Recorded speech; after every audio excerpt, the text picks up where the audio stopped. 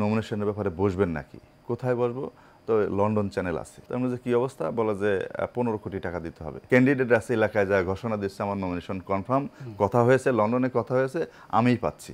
এরকম মিষ্টি কোনো বাজারে মিষ্টি ছয়লা বাজার। আপনার কথা ধরেই জানতে চাইবো, জনাব তারেক রহমান এবার কিন্তু নিজে যে উনি মনোনয়ন দিচ্ছেন বিষয়টি এমন নয়, উনি কিন্তু একেবারে তৃণমূলে মানুষের সাথে কানেক্টেড। আপনি জানেন আপনার সাথিয়াতে ওনার কতজনের সাথে কথা হয় হয়তো আপনি নিজেও জানেন, আপনার সম্পর্কে খোঁজ নিচ্ছেন।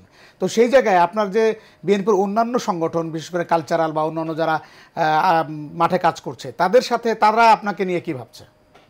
ধন্যবাদ আপনাকে। আমি ওই যে কথাটা বললেন, সমাজের প্রায় সকল শ্রেণীর মানুষের সাথেই আপনার এই যে যারা দিনমজুর এদের সাথে কথা বলেছি, যারা আপনার আমাদের ওখানে তো কলকারখানা ওরকম নাই, শিল্প অঞ্চল না, কৃষি অঞ্চল, তারপরে সব শ্রেণী পেশার মানুষের সাথে কথা বলেছি।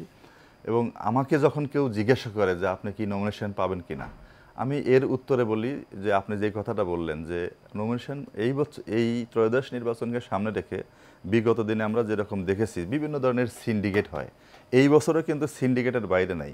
আমার কাছেই বিভিন্ন জায়গা থেকে অফার আসে, ভাই নমিনেশনের ব্যাপারে বসবেন নাকি, কোথায় বসবো, তো লন্ডন চ্যানেল আছে।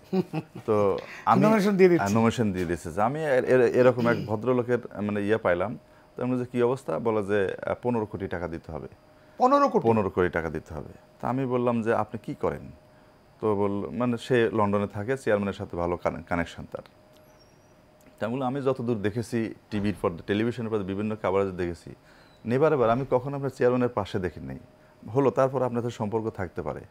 আমি এই 15 কোটি টাকা যখন আপনার হাতে দেবো, আমি যখন আপনার হাতে দিব তখন কি আমি চেয়ারম্যানের সাথে আমার একটু স্কাইপিতে সরাসরি কথা বলা দিতে পারবেন? তখন আর বলে যে না, এটা কীভাবে বলেন, এটা চেয়ারম্যান কি ক্রস চেক করবে? তার মধ্যে এই চেয়ারম্যান কি সেই চেয়ারম্যান আছে? আপনি সচেতন বলেই 15 কোটির ওই দালালকে ধরতে পেরেছেন, তার মুখোশ উন্মোচন করা উচিত কিনা? নিশ্চয়ই উন্মোচন করা উচিত। এবং এরকম হিউজ মানে পার্টি আছে যারা এরকম টোপ দিচ্ছে, এবং এরকম টোপের আপনার অ্যাসুরেন্স পেয়েই অনেক ক্যান্ডিডেট আছে এলাকায় যা ঘোষণা দিচ্ছে আমার নমিনেশন কনফার্ম, কথা হয়েছে, লন্ডনে কথা হয়েছে, আমিই পাচ্ছি। এরকম মিষ্টি কোনো বাজারে মিষ্টি ছয়লা বাজার, মিষ্টি পাওয়া যাচ্ছে না। কিন্তু আমি স্ট্রংলি বিশ্বাস করি এই 17 বছরের রাজনীতিতে আমরা আমার দলের চেয়ারম্যানকে যে জায়গায় দেখেছি এবং আমরা যেটা এক্সপেক্ট করি সাধারণ মানুষ, আমাকে দিতে হবে নট লাইক দ্যাট। আপনার ওই মানুষটাকে নমিনেশন দিতে হবে যাকে নমিনেশন দিলে দল জনাব তারেক রহমান যেই দলটি উপহার দিতে চায়, যেই মানুষের সাথে যেই পলিটিক্স করতে চায়, আমার কেন জানি মনে হয় যে তারেক রহমানের মধ্যে দিয়ে আমরা জিয়াউর রহমানের রাজনীতিটা বাংলাদেশে ফেরত পাবো।